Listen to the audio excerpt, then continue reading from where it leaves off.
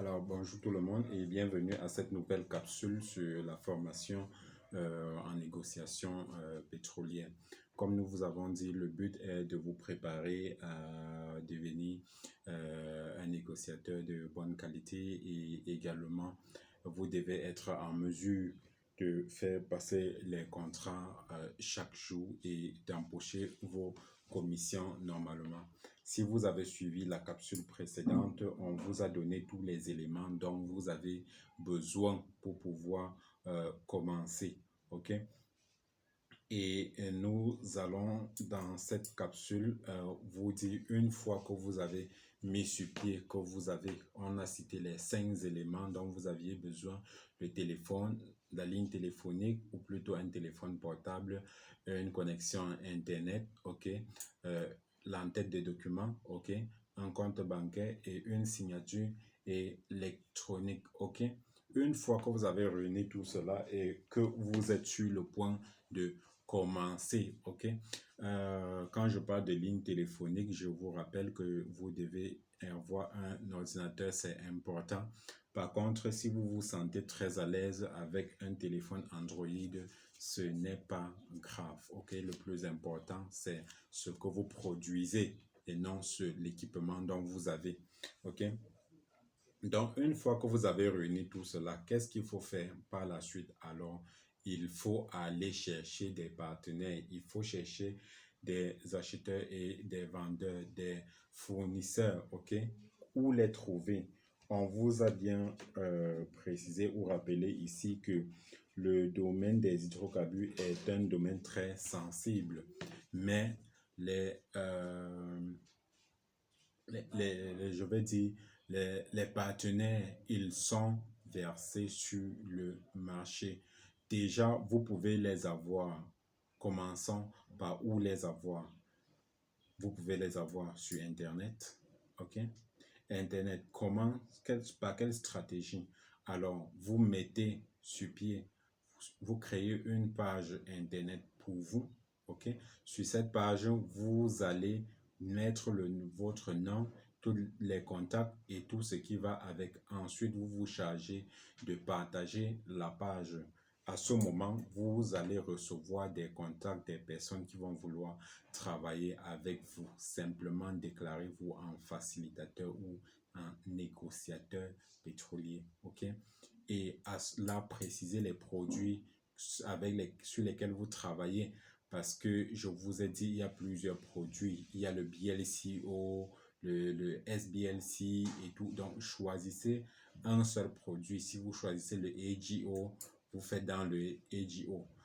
Jusqu'à ce que vous soyez apte de manier plusieurs produits. Il y en a qui peuvent travailler, qui peuvent faire 10. Mais là, ils ont pris de l'expérience. Du moins, pour un départ, choisissez un. Même si vous entraînez pendant 2 semaines sur un seul produit, ça vous permet de maîtriser la chose et d'apprendre à échanger et à négocier avec des personnes. Ensuite, l'autre technique, c'est quoi? Vous pouvez simplement aller sur les réseaux sociaux. Je dis bien les réseaux sociaux parce que là-bas, vous avez les réseaux sociaux, c'est comme un carrefour où vous rencontrez tout le monde. Vous avez des groupes professionnels pour ça, sur Facebook, sur LinkedIn, sur Instagram et tout cela. Vous avez des groupes de professionnels faits pour cela qui vont vous accompagner, qui sont prêts à coopérer avec vous. D'accord? Donc, à ce titre-là, dès à présent, allez sur les réseaux sociaux et cherchez, que ce soit BLCO, que ce soit tout. Vous tapez simplement Oil and Gas Facilitators, ok? Oil and Gas Facilitator, Oil and Gas Sellers, Oil and Gas Suppliers, and so on. Vous allez voir une pléthore de groupes. Et à ce moment-là, vous vous présentez, vous intégrez un groupe et vous vous présentez simplement. Les gens vont vous faire des propositions, ok? Et une autre technique toujours que vous pouvez avoir, c'est simplement en utilisant la publicité, ok? Passant soit par les réseaux sociaux ou par les médias, ok? En faisant une publicité de vous, en annonçant une publicité sur YouTube, LinkedIn et tout cela, vous aurez des gens qui viendront à vous. Rapprochez-vous des gens également si physiquement vous avez l'opportunité lors des forats ou peut-être des connaissances. Alors n'hésitez pas à rapprocher-vous des personnes qui sont dans le domaine. Nous, par exemple, moi, par exemple, je suis disposé en cas où quelqu'un me contacte pour un mentoring ou quelqu'un vient vers moi pour cela. Donc, les gens ne vont pas vous repousser. Il faut aller vers eux si vous avez la possibilité. Là, on va vous accompagner et l'avantage lorsque vous avez un mentor, c'est qu'il vous épargne, il vous évite de faire des erreurs dont lui-même il a commis dans ses débuts. Ok? Vous apprenez par expérience, c'est toujours très, très bien. Ok? Donc, je vais... oh, oui, ok. Euh, Vous pouvez poser vos questions à tout moment, ok? Vous pouvez poser vos questions. Donc, sentez-vous libre de m'interrompre et poser vos questions, ok? Donc, il n'y a pas un ordre spécifique pour trouver les partenaires, ok? Vous pouvez trouver d'abord des vendeurs, ok? Une fois que vous avez les vendeurs et que vous êtes sûr, je vais bien dire sûr, vous êtes sûr qu'ils ont ces produits ou des fournisseurs, autant pour moi, désolé. Vous êtes sûr qu'ils ont ces produits, alors en ce moment, vous pouvez commencer. En ce moment, vous pouvez commencer à chercher des acheteurs, ok? Il n'y a rien de mal en cela parce que une tendance voudrait qu'on pense que ce sont des mauvais, désolé, ma caméra a bougé, des mauvais négociateurs qui font cela ou facilitateurs. Non, non, il n'y a rien de mauvais en cela, ok? Donc, vous pouvez commencer ainsi et prenez votre temps, ne vous précipitez pas, vous allez prendre le temps pour apprendre, ok? Généralement, les acheteurs ont leur procédure. Donc, lorsque vous recevez leur procédure, prenez le temps de la lire, d'avoir bonne connaissance, ok, avant de l'envoyer à l'acheteur ou au vendeur. Donc, lorsque vous prenez les procédures, évaluez les deux procédures qui vous sont proposées. Essayez de voir où est-ce qu'il y a des différences et si jamais il y a des différences, essayez de trouver un terrain d'entente entre les deux parties. Et à ce moment-là, vous pouvez vous rassurer que tout le monde est d'accord avec ce qui sera fait. OK? Et également, il y a ce qui est appelé le LOI, Letter of Intention. OK? Letter of Intention. C'est un vendeur ou c'est un fournisseur, lorsque vous allez les approcher, ils vont vous demander de présenter le LOI de l'acheteur, le Letter of Intention de l'acheteur. OK?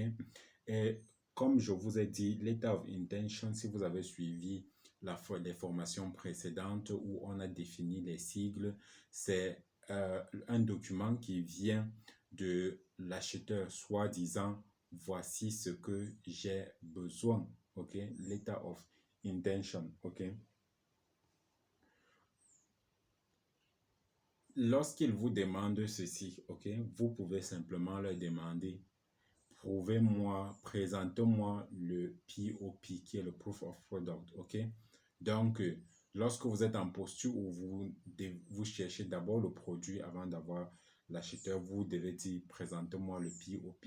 Parce qu'une fois qu'il vous a présenté un POP authentique, alors à ce moment-là, vous pouvez demander à votre acheteur de produire le Letter of Intention.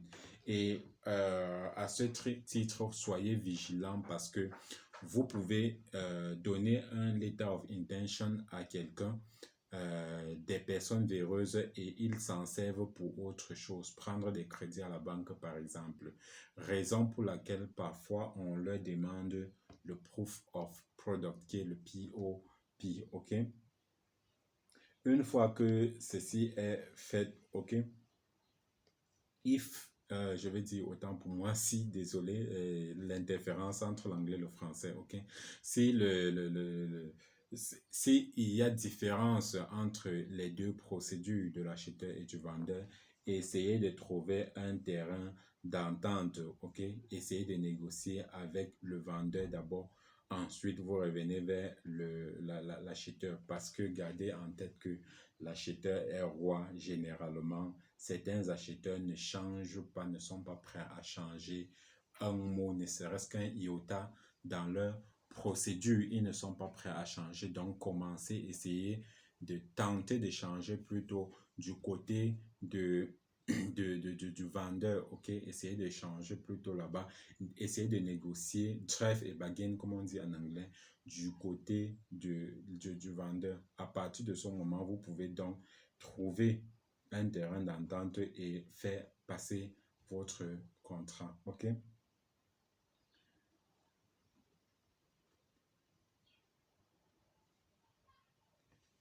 Ok, une fois que vous l'avez fait, vous pouvez maintenant présenter et mettre les deux personnes en présence, ok?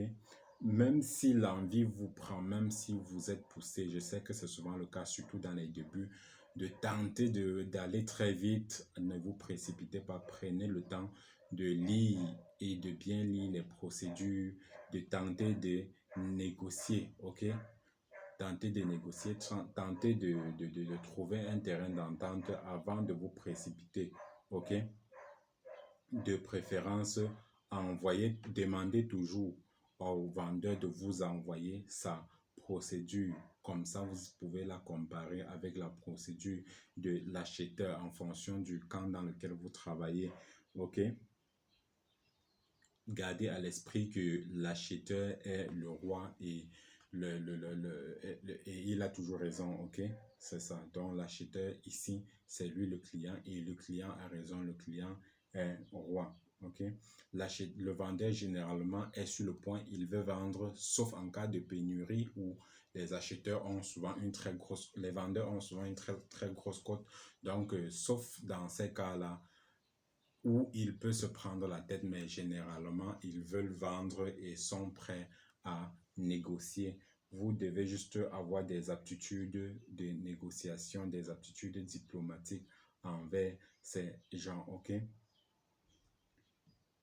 Et comme toujours, si vous représentez le vendeur, je vous en prie, dites-lui toujours que vous travaillez pour lui. Comme cela, c'est plus facile pour lui de vous prendre comme un partenaire, comme un membre de son équipage, plutôt que de vous avoir comme une personne externe dont il utilise les services. Généralement, c'est même cela que certains acheteurs préfèrent parce que euh, un employé, ça coûte plus moins cher qu'un consultant. OK? Donc, si il vous prend simplement pour l'assister, dites-lui toujours que vous travaillez pour lui dans son intérêt. Comme cela, il se sentira en confiance et de plus en plus, vous sollicitera. Et comme je l'ai dit, y a-t-il une question? Non, ok. Comme je l'ai dit, je vous en prie, faites preuve de transparence, et surtout avec la partie avec laquelle vous travaillez, faites preuve de transparence parce que si jamais le vendeur ou l'acheteur se rend compte que vous ne le représentez pas correctement ou que vous jouez deux camps, alors il n'aura plus besoin de vous, il se passera de vous, il va simplement vous limoger. Ok, il va simplement vous limoger. Je pense que on n'a pas besoin d'expliquer cela, c'est sans expliquer parce que vous êtes comme un soldat qui va en guerre pour sa patrie. Vous êtes comme un diplomate, ok? Un diplomate qui est envoyé à l'international pour négocier, je sais pas, pour défendre les intérêts de sa population, défendre les intérêts de son peuple. Si jamais on se rend compte que il ne travaille pas dans l'intérêt du peuple ou de sa nation, alors il sera simplement remercié, il sera simplement limogé de son poste. Donc, vous devez défendre les intérêts de la partie que vous représentez, ok? Vous êtes là, vous travaillez pour cette partie et comme j'ai dit, Même dans la vie, c'est un choix. Lorsque vous choisissez un camp, vous défendez ce camp. Ne jouez pas double jeu. Si vous jouez double jeu dans ce domaine, on risque de vous trancher la gorge. Ok? C'est un domaine très délicat. Ne jouez pas double jeu. Ok? Nous allons rapidement. Ici, comme je vous ai dit, faites l'effort et rassurez-vous qu'il y a toujours le NCNDA, le Non-Circumvention, Non-Disclosure Agreement. Ok? Vous pouvez poser toutes vos questions là. Ok? Posez-les en commentaire, c'est mieux. Ok? Posez vos questions en commentaire et on n'hésite pas à vous répondre. Merci.